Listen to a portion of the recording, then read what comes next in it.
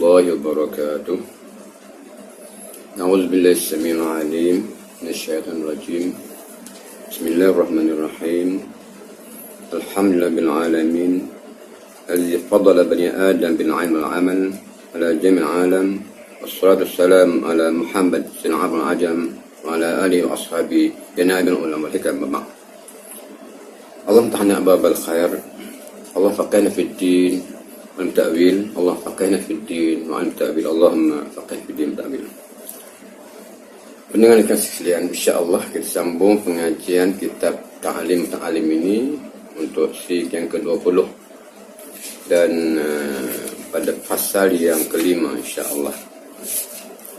Kita berpasal kelima, masuk pasal kelima, siri ke-20. Insya-Allah pada hadis kita ini mungkin ratusan enggak sirinya nih. Macam mana pun kita coba ringkaskan dan perkara yang sangat penting untuk pelajar, untuk tenang saja.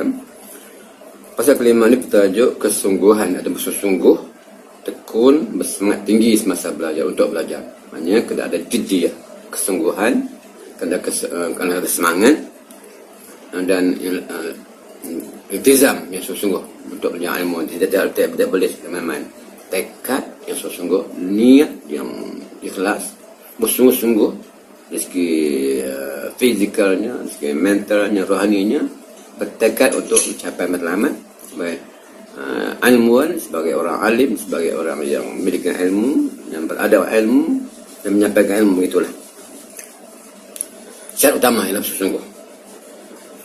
Penulis kitab ini merangkai Quran surah Al-Ankabut ayat nombor 9. Wallazina jahadu fina lanahdiyannahum subulana. Wallazina jahadu fina lanahdiyannahum subulana. Dia letak kalimat jahadu. Ini jahadu bukan yujahidu.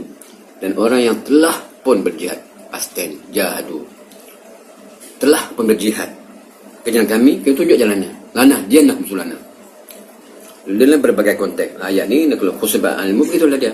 Kalau bersungguh-sungguh nak belajar, bersungguh dengan ilmu, bertekad dengan ilmu, orang alim, orang yang bermahabbah dengan ilmu, seperti ulama besar sebagai Imam Mazhab yang 4 misalnya, sebagai Imam Hanafi, Imam Maliki, Imam Syafi'i, Imam Hanbali, atau ulama besar dalam hadis sebagai Imam Bukhari, Muslim, Nasai, sebagainya, kena bersungguh. Imam Nawawi misalnya bersungguh. Kalau tidak bersungguh tak akan dapat. Jadi jahadu, syaratnya jahadu, mujahadah, jahadu bersungguh.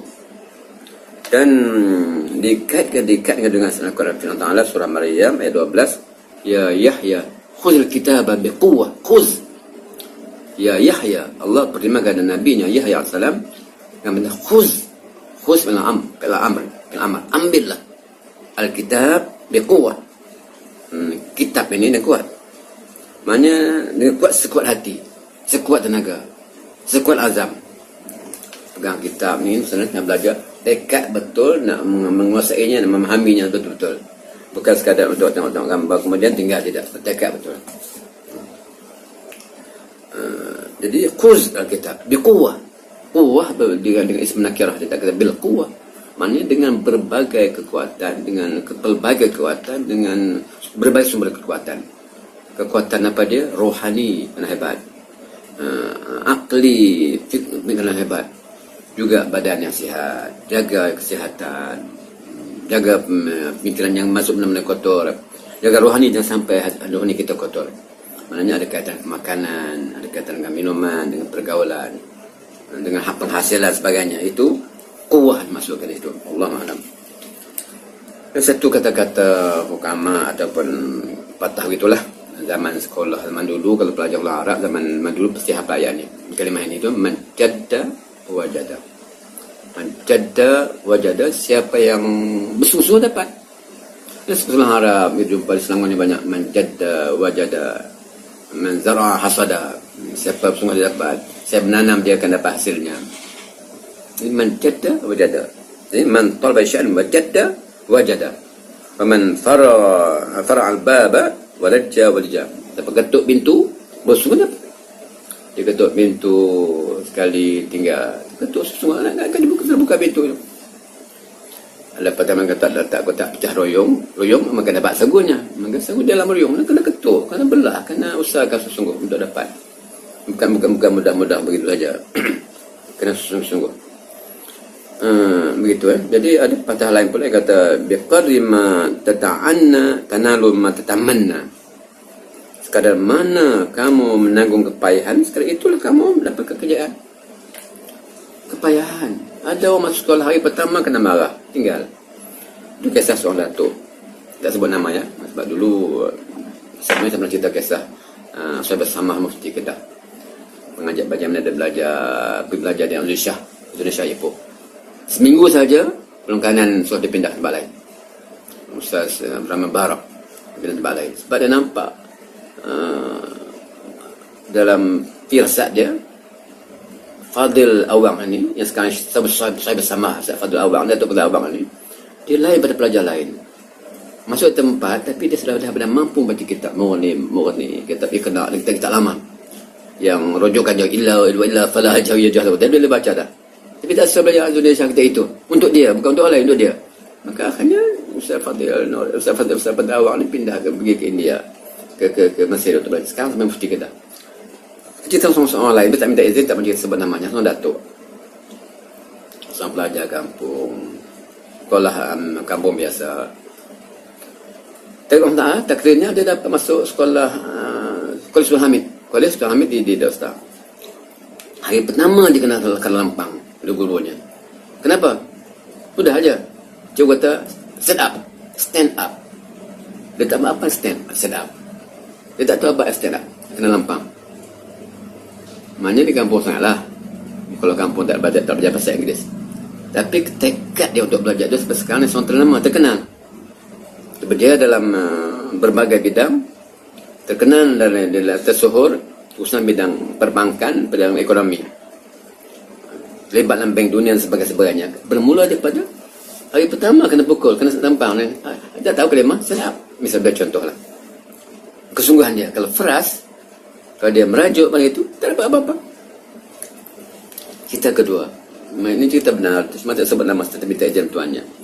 Sahabat saya belajar sama-sama di pondok. Tapi hari pertama di pondok dia tekad dah. Aku nak belajar di Mekah.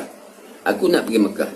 Dia miskin macam saya. Orang banyak orang miskin dia belajar pondok, ambil miskin dulu. Tak ramai orang kaya lah. Harap miskin semualah. Macam miskin semuanya. Maka dia tekad.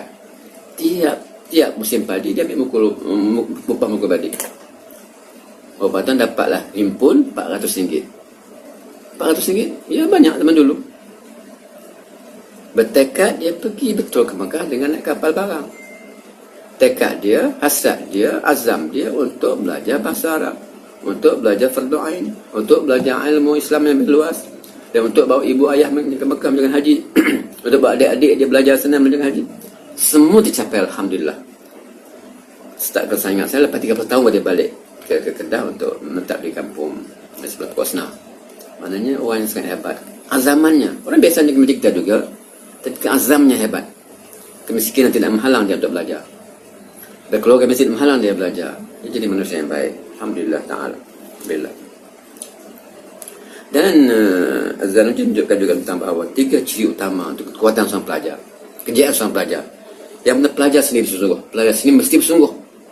Jadilah menjadah wajah sungguh. Bertekad nak belajar. Langkah masuk ke pondok. Masuk ke sekolah. Masuk mesti untuk belajar semalam. Bukan sekadar ambil, sekadar lulus. Tidak. Tekadnya untuk dapat terbaiklah. First class honors. Misalnya. Ya. Boleh dapat. Kalau sekadar untuk third class, second class, second apa begitu. Jangan ramai. Dia tekad betul. Dia akan dapat insyaAllah. Tekadnya, targetnya. Kalau dia angan-angan, kalau konteks bahasanya nak panjat pokok jambu, dah lah. Tekad dia macam kelapa yang tertinggi misalnya, akan sampai insyaAllah. Jadi kalau ambil SPM misalnya, aku ambil sekarang, tekad untuk dapat A, dapat 3 A. Dah, tekadnya semuanya A. Dia akan dapat. Tak semuanya pun, kurang sedikit. Tapi kalau tekad kecil, tak susah dapat. Maka saya tu letakkan cita-cita yang tertinggi sekali. Jadi tekadnya gitu. Bantukan dia sendiri, individu sendiri, dia tu sendiri, hak dia sendiri. Yang keduanya guru-gurunya. Ini penting awal disebut, pilih guru. Yalah, kita bersanggah baik dengan semua guru. Tetapi ada guru yang spesial. Guru yang ada kelebihan daripada yang lain. Guru yang ada kontak hati dengan muridnya. Murid kontak hati dengan gurunya. Jadi guru dia berperanan untuk membimbing anak ini sebagai anak yang soleh, anak yang berjaya di dunia akhirat. Yang ketiganya, bapa sendiri, ibu sendiri, atau warisnya sendiri. Tiga pihak. Anak ini belajar, dia bertuntut nak belajar betul-betul bertekad sungguh dan berazam dan ikhtiar sesungguhnya. Guru juga begitu, mengajar, mendidik anak sungguh-sungguhnya, mengaskan melepas batu tangga dan sebagainya lagi. Bapak juga bukan hal yang balai. Hantar pergi lah tak belajar. Dia tidak belajar, terserah daripada dia lah. Terserah menang ta'ala. Tidak. Bapak juga memantau, memerhati, mendidik, menilai, membimbing anak. Tiga pihak. Anak atau belajar, gurunya dan bapak. Mungkin saya boleh tambah dalam konteks sekarang, konteks environment semasa tempat. Duduk tempat yang tidak bermotivasi belajar, dia tak akan belajar. Kawan yang malah belajar, mungkin tidak belajar. Tapi dalam suasana yang persaingan, maka sebab orang budak kampus pandai, bijak-bijak pandai semua. Tapi dalam suasana orang tidak belajar, orang pergi ke nelayan, orang pergi ke kebun, orang pergi ke dusun dan sebagainya, dia tak minat belajar. Hidup tengah-tengah orang belajar, dia akan belajar. Tak nafikan juga ada terpilih. Ada setengah orang anak pekebun kecil, anak orang miskin sangat, tidak sunat belajar, tapi Allah takdir dia baik, alhamdulillah tu. Memang tidak bersaing, ada. Itu ya. Dan satu perkara lagi yang ada mana kita banyak syair-syair Arab. Cukup banyak syair Arab. Cuma saya pilih sebahagian lah, saya tak akan pilih semua sekali, terlalu banyak. Dan saya tak akan baca semua insya-Allah sebab terlalu panjang. Tapi kita bukan yang besar lah. Kita ambil satu syair yang berbunyi, dia tak tulis pula satu penyairannya.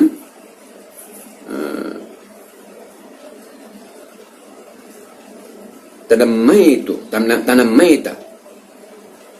Bukan kan? Saya betul ejaan cari sangat. Tamannaita an tumsi faqihan munaziran biri ana'in فالجنون قنون وليس اكتساب المال دون مشقة تحملها فالعلم كيف يكون تمنيت أن تمسي فقيها مناظرا kamu berangan-angan menjadi faqih yang bijak berhujah, angan-angan. Nampak baca istilah Hasan Ghazali bagi dia berhujah dengan falsafahnya, bagaimana Imam Syafi'i berhujah dengan kefakihannya, bagaimana Imam Hanafi berhujah dengan keilmuannya, bagaimana Abu Yusuf sebagainya, hebat-hebat.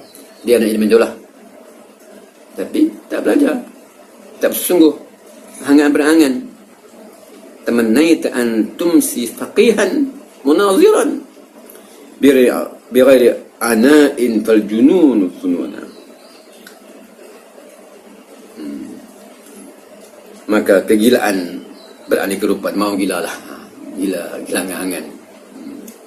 Kamu berangan menjadi faqih yang bijak, namun enggan berusaha payah, maka kegilaan beraneka rupa. Majalah banyak-banyaknya gila. Gila macam-macam gila. Jadi dia masuk gila angan-angan. Nak satu tapi tak besar.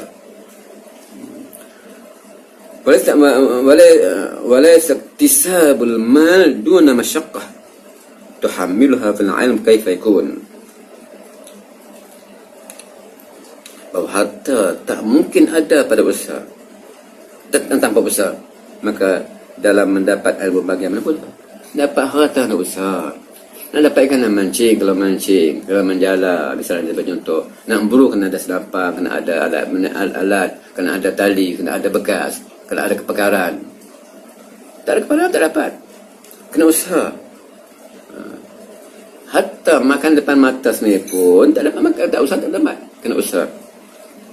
Maka dia kata, bagaimana nak dapat harta kalau tak usaha? Sama juga ilmu, tak usaha dapat ilmu. Baca sejarah ulama salaf, ulama silam, ulama hebat-hebat. Dalam konteks semasa di Nusantara baca Syekh Palembangi, fakihnya dengan sufinya, dengan soal akidahnya, soal kepakaran pelayarannya, dengan soal astronominya, peperangannya sebat. Angan-angan, tak usah, tak dapat apa-apa. Begitu, kena ada usaha sesungguh. Itulah. Dan kita mesti satu syair yang berbunyi pun dia tak sulit tak catat siapa penyairnya. Ya talibal ilmi basil wara'a fajannibin nawm watrukil syab'a dawim ala darsi la tufariquh fal ilmu bid darsi qama wartafa'a. Ya talibal ilmi, wahai penuntut ilmu. Penuntut ilmu di mana? Di sekolah, di pesantren, di universiti, dalam negeri, luar negara dan sebagainya. Ya talibal ilmi basil wara', masih wara', jadi orang yang wara', dia wara'. Dan belajar tak wara', mungkin lulus pakai dengan baik, cemerlang, first class mungkin, tak berkat. Wara' ni maknanya beramanah dalam konteks ilmu itu, hormat guru, hormat buku, hormat pengarang, jaga sebagainya. Untuk dirinya hormat ibu bapa, hormat orang tua, hormat kawan, jaga makan minum, jangan yang haram, yang syubhat pun jangan. Pakaian, jaga aurat, pergaulan, jaga halal haram. Semua itu haram. Baik ilmu, kena berkat ilmu tidak mau haram. Wajib naum wa tukis syab'a. Jangan tidur, jangan banyak makan. Tidur secukupnya sahaja, kesihatan yang perlu. Makan sekadar untuk belajar, untuk hidup, bukan ada patahnya. Hidup untuk makan, ada mana hidup? Kita makan untuk hidup, bukan hidup nak makan. Jadi makan seperlunya sajalah. Tambah semasa belajar, makan banyak tak dapat ilmu masuk. Tentu tanyalah orang yang ada, ulama-ulama yang masih ada. Masa ulama-ulama yang tradisional khususnya, maka tidak ada siapa pun rasanya hidup senang lenang. Mereka susah payah dulu, terutama zaman dulu. Belajar di pesantren pondok di Malaysia, Indonesia, Thailand misalnya. Sang belajar di India, Pakistan ataupun di Yaman, kemudian di Mekah, di Mesir, semua melalui jalan yang susah, jalan payah. Itulah ilmu mereka diberkati Allah SWT. Yang mudah ni alhamdulillah, tak nafikan, ambillah kemudahan. Tapi nakutnya yang susah payah itu lebih terkesan pada diri pelajar itu. Wajannib naum wa trusab, jangan banyak tidur. Siang tidur, malam tidur, tidak. Kena banyak berjaga malam. Dikata Imam Nawawi sampai 2 tahun lambung tidak kena tikar. Maknanya dia banyak berjaga, banyak membaca, menulis, bermunajat dan sebagainya lagi. Dawim alal darsi la tufariquhu, kekal baca, mutalaah, munakasyah, kitab-kitab, buku-buku, berbagai. Kemasan sekarang ada pelajar yang dia minat tafsir, tapi hanya tafsir fahamkah semata-mata. Alhamdulillah baik, tapi untuk keluasan, untuk kemantapan, untuk kedalaman ilmu, baca tafsir fahamkah, baca tafsir Fidil Quran, baca tafsir Qurtubi, baca tafsir Ibn Katsir, baca Al-Manar, baca tafsir Ibn Katsir, banyak tafsir-tafsiran yang semasa, yang lama-lama, baca semua, gabungkan semua itu. Jadi kalau kita baca tafsir Fidil katakan, dia pendekatan soal dakwah, soal tarbiyah, soal jihad. Kalau runjuk lagi tafsir fahamkah, pelbagai yang masuk ke situ. Saya fahamkan di bahasa Melayu, tak terkenal sangat, tapi dikatakan orang jika tafsir fahamkan itu diterjemah dalam bahasa Inggeris dan bahasa Arab, tentu tetap sesuai sebab hebat. Dia ambil berbagai bentuk tafsir, bentuk penceritaan, bentuk misalan juga baik. Tapi tak tersuruhnya sebab dia bahasa Melayu. Untuk kita alhamdulillah, untuk luang bukan Melayu tidak mampu, tak menguasainya. Namun berapa ramai kawan kita dapat PhD kerana berkaji saya fahamkan. Suruh dia bertafsir, tasawuf juga. Tafsir fahamkah kita baca, tasawuf yang lain kita baca. Terkini tafsir awal misalnya, bab sufi tentang ternaf, baca kita kuasai. Jadi mau sufi yang benar, yang baik. Jangan la tufariqu, hentikan kitab. Bersama kitab, la tufariqu kitab, sesama kitab. Mana kita buat kitab, kita baca kitab. Asalnya kitab Quran, kedua hadis, dan kita lain lah. Jadi mana jangan sampai sekarang banyak rujukan, tapi asasnya berduduk pada kitab yang asal. fal'almu bidasi qama wartafa. Dia kata hanya dengan baca, dengan ilmu negak dan tertinggi. Mulianya manusia itu, matangnya manusia itu, mantapnya manusia itu, fakih itu dengan menekuni belajar ilmu dan berguru. Kalau boleh, kalau kita kenal sama pengarang kitab itu, kata kalau dia masih hidup, jumpa dia, lagi aula, lagi baik. Kata-kata yang masih ada, pada yang masih ada kata yang masih ada lagi di sekarang ni, yang kita ada Syekh Qadawi, Syekh Qadawi, dia masih ada.